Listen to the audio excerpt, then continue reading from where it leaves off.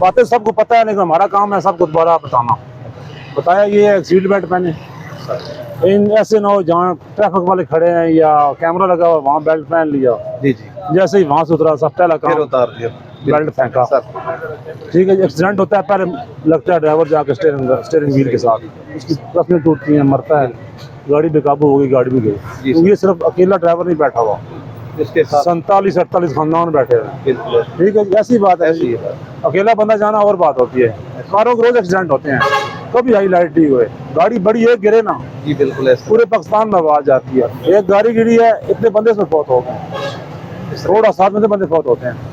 थोड़ी सी गलत होती है ड्राइवर की 5 सेकंड 10 सेकंड की, इस तरह ही है। ज्यादा से ज्यादा नहीं होती, सिर्फ 5-10 सेकंड की।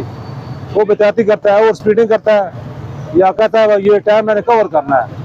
टाइम कवर करते भी हैं ड्राइवर, यानी कोयटा जाना है, कराची जाना है, या लड़काना गाड़ियाँ जा रही है सिंध में, बिल्कुल सर। स्पीड मारते हैं, इसमें कोई अर्जी स्पीड मारते हैं, लेकिन जायज स्पीड मारें। बिल्कुल ऐसा। तो जगह स्पीड मारने वाली है मोटरवे गिरिए में जायज हद में रह के स्पीड मारें बेचा, लेकिन जब बारिश हो जाए स्पीड स्लो करना।